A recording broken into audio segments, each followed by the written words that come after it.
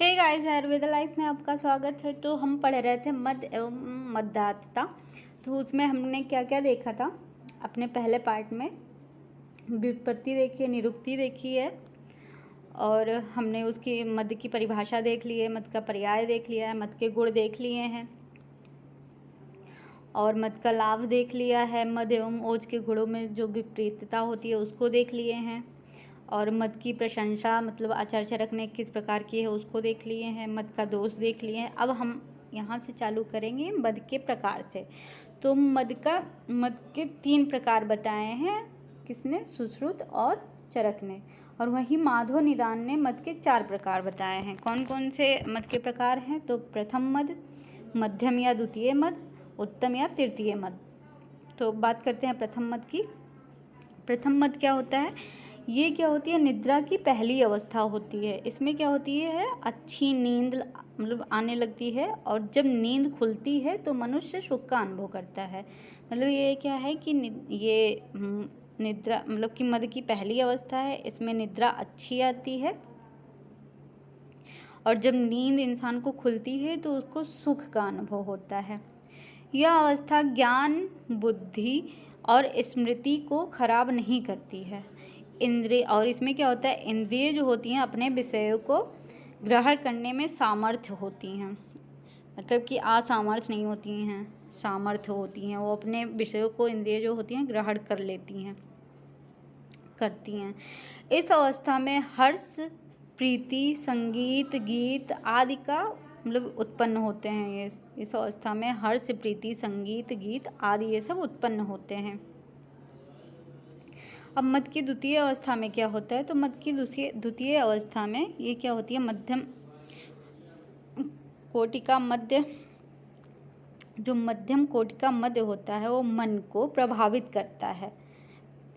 तो व्यक्ति अक्सर चीज़ों को याद करता है और भूल जाता है। मतलब कि ये क्या होती है, इस अवस्था में क्या होता है कि मद जो होता है मन को प्रभावित करता है। उसकी वजह से क्या होता है, व्यक्ति कोई चीज़ याद करता है और उसको भूल जाता है। उसकी बोली अस्पष्ट होती है। वो मतलब सही से बोल नहीं पाता है, बोलता है तो उसकी बात समझ नहीं आती है। और भ्रमित होता है, मतलब कि वो क्या होता है, भ्रमित रहता है।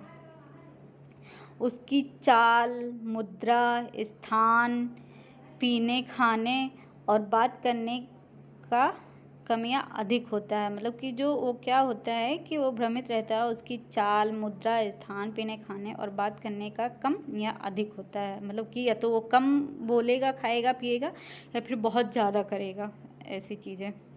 फिर तृतीय अवस्था की बात करते हैं। इस अवस्था में व्यक्ति कटे वृक्ष के समान निष्क्रिय हो जाता है। मतलब इसमें जो व्यक्ति होता है वो क्रियाहीन हो जाता है। वो न चल पाएगा, न सही से बैठ पाएगा, वो इधर उधर गिरेगा। तो उसमें क्या है, निष्क्रिय हो जाता है। अब क्या है कि उसका मन मद व मूर्छा से आवृत हो जाता है। जो व्यक्ति है उसका मन क्या होता है, मद और मूर्छा से आवृत हो जाता है। वह और क्या होता है, उसकी वजह से वह अपने मित्रों को पहचानने में असमर्थ होता है। वो अपने दोस्तों को नहीं पहचान पाता है, और वो क्या होता है, जीवित होकर भी मृत के समान माना जाता है ऐसा व्यक्ति।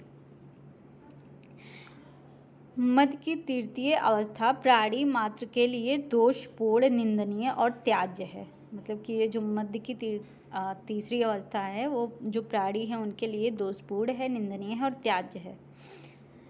अब बात करते हैं मद का मानव शरीर पर प्रभाव।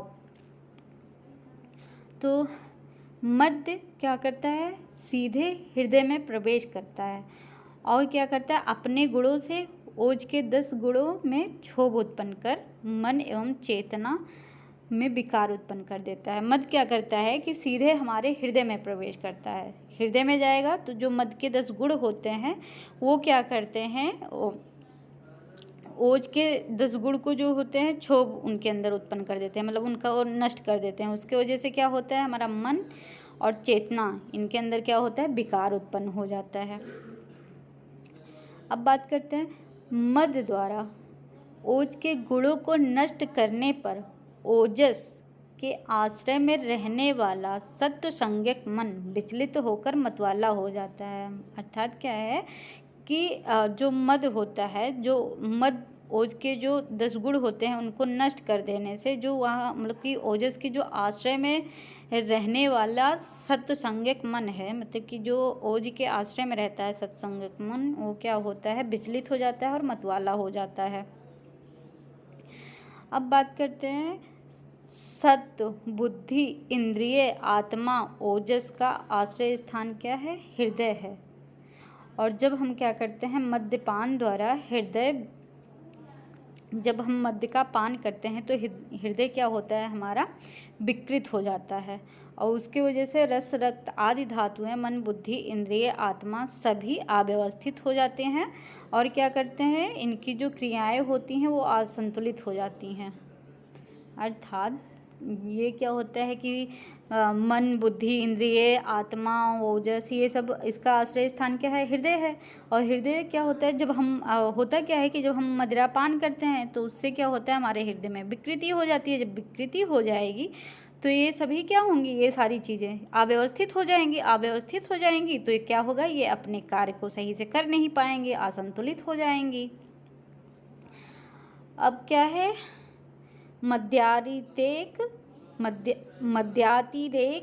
की अवस्थाएं, मतलब कि जो मद्याता है, जो शरीर मतलब कि जिसने वो मद्य का पान किया है उसकी क्या अवस्थाएं हैं।